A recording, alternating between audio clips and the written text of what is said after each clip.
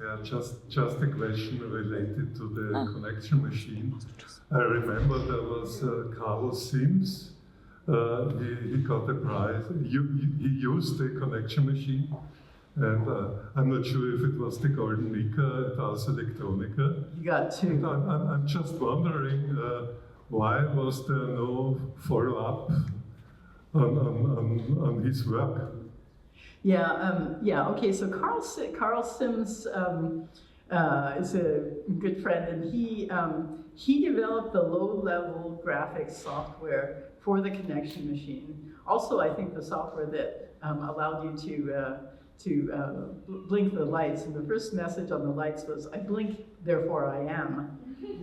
So Carl used the, besides the low level, he then went on to develop software, computer graphic packages for the connection machine, used it and won, I think, the 91 and 92 Golden Nikas in animation. And then in 93 exhibited an interactive piece of generative art where you could choose images by stepping on plates in front of monitors.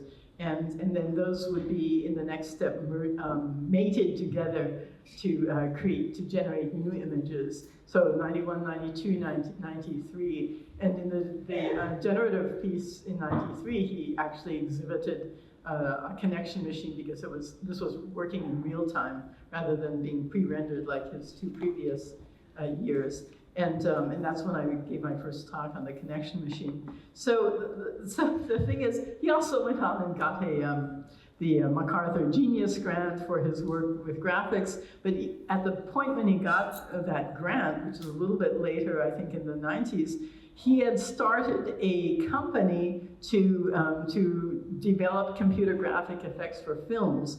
And actually, Whitney Damo's film effects company in Hollywood bought a connection machine and and he actually went over to LA and was working directly there. So basically, he was running a company. He was doing creating tools to do computer graphic effects for films. And he literally said, "I'm not interested anymore in making art. I want to make tools for other people to use to make art." And that's why he essentially disappeared from the art horizon. And this is also sort of the MIT Media Lab's motto. We don't make art, we make, I mean, it's not officially their motto, but it's the way, it's what they tell you. That's why they told me, if you want to study art, then the Media Lab will not be the right place for you, because we do not make art, we will be making tools. So that's essentially what happened, and he was apparently very comfortable in that space. Made more money than he would have made making art.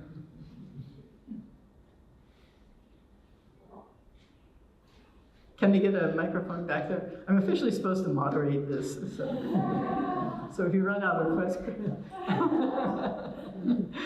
Thank you so much to everyone who organised this. It's been such an insightful exhibition and symposium. I'm sorry, can you speak a little bit louder? Sorry, I was just saying thank you. Thank you to everyone, first of all, for organising this, because it's been such an insightful exhibition and symposium programme.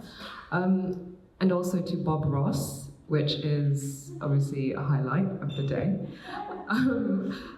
This is a question to everyone on the panel, really, because it seems to me there's a strand of translation that exists within all your respective practices, either from philosophical to mathematical processes, or from mathematical to syntax within higher order programming.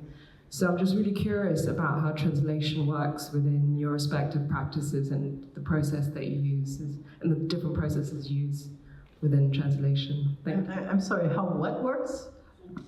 Translating between different disciplines.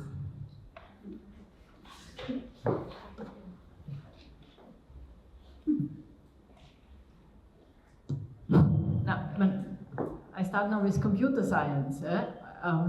And I see here two paths of translation. On the one hand, as I said, we go into schools, and you know, there's always this fear also that if there's too much technology already in the school, they don't learn the basics or they don't interact anymore. And there is this notion of unplugged, as a computer science unplugged. And what it means is that the technology is only, one part, but the underlying principles, the computational thinking, the algorithmic principles, the recipes, the informatization, you can do this without any machine. Yeah?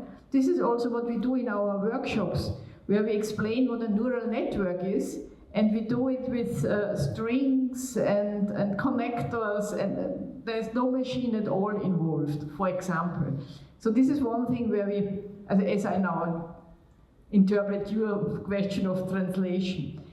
On the other hand, and this extends a bit perhaps also the topic of this event here, I think, computer science being, in fact, a data-driven science, being about information, means that it kind of is now, it is in the whole society, but it is also in all the other sciences. This topic of computer science in science, or AI in science, or the data-driven science, there we have really now it is, I think, our responsibility to go out into the other disciplines and explain them what it means to build kind of build on the data of the past and kind of proclaim the future and where the biases are and so on. So here we have again the responsibility that on the one hand, of course, we should train our colleagues, but we should train them also in, I would say, in the right way, yeah? So that they use the tools for their advantage. So this is now how I interpret the translation.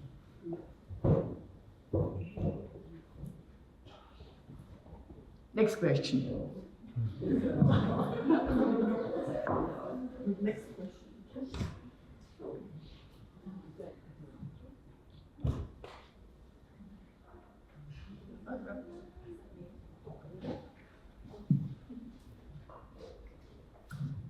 Thank you all so much. This question is not fully formed, but I guess I'm wondering, especially for Anne-Mie and Tamiko, what your kind of first impressions or first encounters of artificial intelligence were, back in the 80s or even earlier than that, and sort of how that compares to how you think about it now, or kind of how it's involved in your life now, or if you even if you even work with it at all now. I'm curious to hear about that. No, my explanations are not so. It's good. No, I have to say, of course, I know the word already. I mean, from the 70s, I already heard, and when I went to the symposia in the 80s, and so it was impressing in this way that it were all these lectures being done by these young men who were acting like some kind of intellectual gods, who were really convinced that the future was theirs, will be theirs. And actually these were all the people that founded Silicon Valley and so, And so it was interesting as an artist to be amongst them, but they were not sympathetic at all, these young men, I have to say that. But what was so interesting for me in the beginning, that there were two camps actually in you had artificial intelligence and cybernetics. And artificial intelligence is of Western Europe and America, and is an approach to intelligence through language.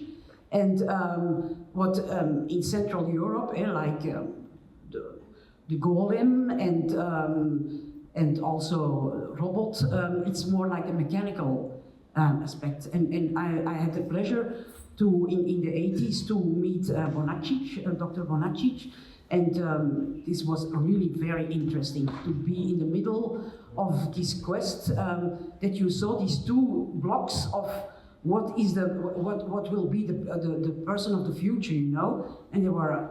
And what actually was also interesting, I thought, was that we in Western Europe, we were in the middle of these two camps, and that was very interesting. And what I found, because very early in the 90s, I could show my installations in Hong Kong and so, and then the way they were looking at us is, and that's really also something that I was really very much aware of, thanks to my being in these circles in the 80s, is that creativity is not something of everyone, like in Japan or in the Muslim world or so. It's not about. It's really something from here. So this idea that we can be so creative and that people are creative, you know, and that it's a surplus, and that's. Of course, now it changed completely, but we should never forget that it's really in Europe here, that's really our strength, and there's a lot of people that just are not interested just to copy things or to rethink things and maybe to ameliorate things. That's no. Yeah, I think, I mean, I talked to a certain amount about that in my talk, but I think it was for me a little bit different. There were these sort of old fogies of AI whose main idea seemed to be they wanted to build something that they could upload their consciousness into before they died. And Patty Maas, who's a good friend of mine, by the way, was a protege of Luke Steele's. Yeah, I think we all know Patty, pointed out that this was kind of an idea that, you know, these artificial intelligence professors would say, okay, in this amount of time, we will be able to upload our consciousness to a machine and have eternal life. And if you looked at it, it was always like right about when they might be at the end of their life. And so it's a moving target, you know, for whoever says that. But in this sort of particular context of Danny and also Marvin Minsky, that was his Society of Mind time when he was writing that book, there was also a sense like, okay, all we can do right now is we can barely stack one block on top of another, but we think that, you know, we're looking at, you know, look what a baby can do. And that's so much more than what we can do with these chess playing machines or these block stacking machines. There must be a way to get there, and maybe the connection machine is exactly that way. So there was much more sort of a dreaming about the potentials of what could come and how can we get there, rather than kind of a large focus on say semantic. On knowledge systems or things like that, although that was also in the crowd. And then, you know, the whole thing went dark for a long time, the AI winter, because when the Cold War ended, the US government stopped funneling massive money into AI research and supercomputer research.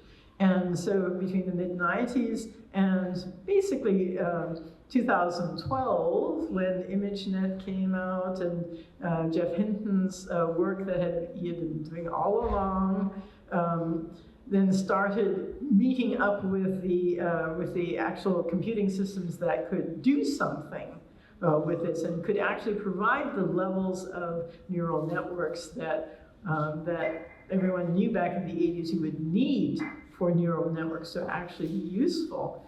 That was the bloom of the current AI generation. So I've been kind of keeping my eye on that and saying, like, you know, there were years when if you couldn't mention AI, maybe you say machine learning or knowledge systems or something to get your grants. But if you say AI, you're not going to get the grant. And the same thing I've seen in the virtual reality world, which is where most of my artwork has come out of. So, you know, we're all old enough to have seen these cycles, and that's a real significant point, because, you know, kids coming to colleges think that there is no history. What's happening right now is like the first time it's ever happened, you know. So knowing that these cycles are so long also means you have to know that you might have to wait 20 years and keep on doing your research in darkness, essentially. But if you can still be alive at the end of those 20 years, then we might be in a very different era, which is what we are encountering right now. So yeah, I have done a number of works with AI, with facial recognition AI in 2016, and with deepfake generation in 2020. And what's holding me back personally is the immense cost of energy on the environment for these systems. But a friend of ours has just gotten his PhD in AI and says that you can actually run a lot of it on a highly powered Mac. And so we had like the first meeting with him, and we're going to have another meeting soon. And I'm hoping that, you know, if you can run, you have to train the systems in the net, but then you can run the framework locally for some things at least. And I'm hoping that I can finally use that to start doing some more AI work, because it's a fascinating topic. It's the topic of human existence and cognition and all of these things that people have been mentioning. So yeah, it's a fascinating topic even now. You guys want to say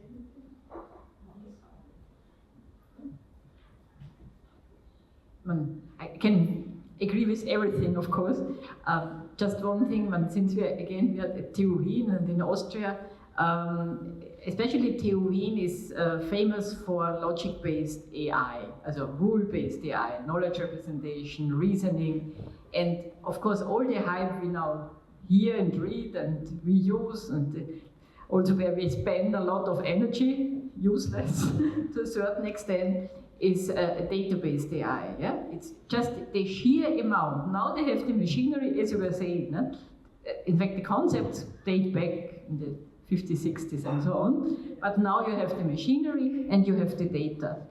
And when then we know ChatGPT and we are using it, but there are two things I want to say. First of all, you know, garbage in, garbage out. All the data which goes in, it is learning from the past, and I don't have to repeat this, that, you know, if you put only in data from white men, then you only get out data from where, you know, all the things. But this is true, it is like that. Yeah, it can't generate new data in the sense of, it can only learn from the old data, from the patterns. And I want to mention two things. First of all, how did they get certain biases out? By unpaid or very low paid work from, I guess, to a certain extent, colored women from Africa. They managed to kind of made it a bit usable. Otherwise, we would have, I think, thrown away ChatGPT in the very first weeks. So again, it's really the female, yeah, who made it work and who are not paid for it. First. Secondly, it is really, as I said, it's only data-driven, and it is hallucinating, as we have. All these large language models are working just on predictions, yeah, and on thank you, Wahrscheinlichkeit, probabilities. So you have a probabilistic truth. Do you want to fly with an airplane which is working on the basis of a probabilistic truth? I don't think so. So you can use it for, I don't know, make your next birthday a poem, yeah, not doing it by yourself. But it's also one thing, I guess, already now we all realize that a lot of texts, kind of day-to-day text, artificial generated, and you want to read it anymore. They all read the same, they all look the same. So next to the kind of large language models, to get out of to get more verification, to get more validity into the answers of the data-driven world, you need the reasoning, you need the logic-based AI. And there's a huge project going on in Austria. In fact, we had the opening just on Wednesday at the Johannes Kepler University Linz. It's one of the cluster of excellences which are financed by the government of Austria in the area of bilateral AI. And the bilateral AI is this Janus kind of head where you have both the database, the data-driven AI, and the logic-based AI, which on the one hand, one can kind of verify the output of the other, and on the other hand, that the data-driven AI can kind of speed up certain predictions. But keep in mind, what is written today in AI, in every newspaper, in every magazine, is just a small fraction. It's the hype now, but this is not the whole technology we are working with.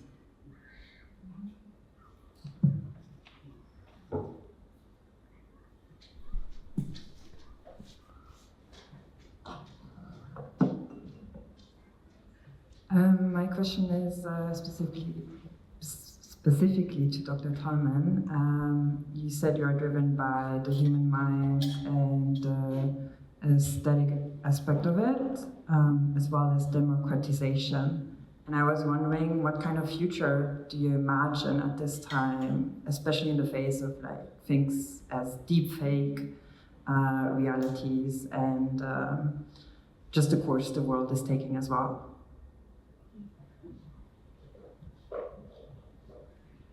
Thank you for the question. You know, when you start so early, like me in the 80s, is part of your life, like your flesh and bone. So maybe I don't have the same question that you have.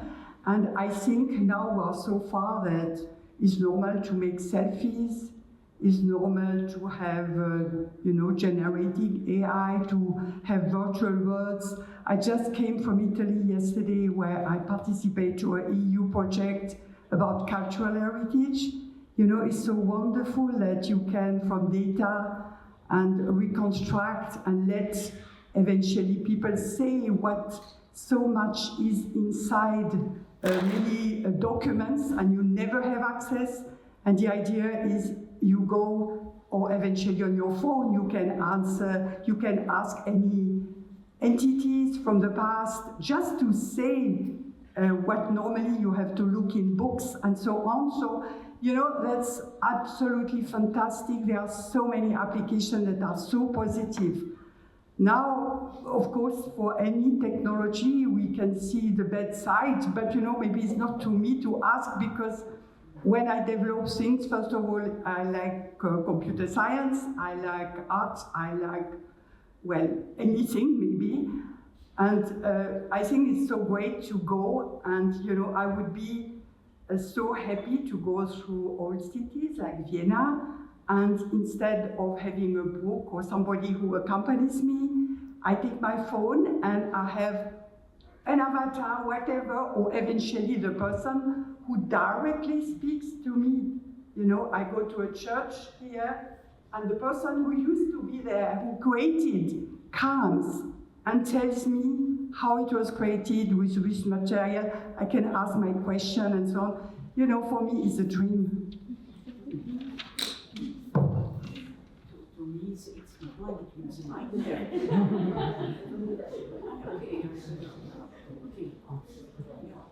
I don't think it's a dream, it's a nightmare, you know? It's like ghosts. I think it's like ghosts telling you things. No, I think human intercourse is what's most important after all. I think, I don't know. I don't have anything more to say, actually. Now we are in between. 1 minute. Okay.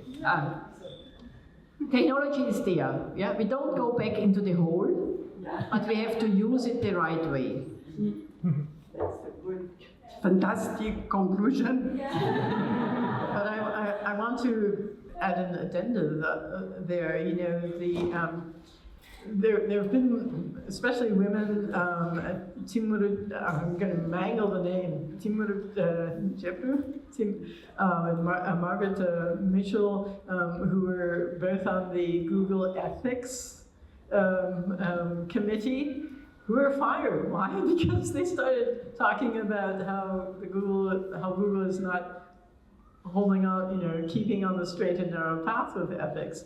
And the debate in the media has been like, oh, and will we create general artificial intelligence and will it destroy us? And in the meantime, you know, I very much believe what a lot of people have pointed out, that is a great strategy from the people who are running AI companies to distract us from the fact that AI is permeating systems all over without really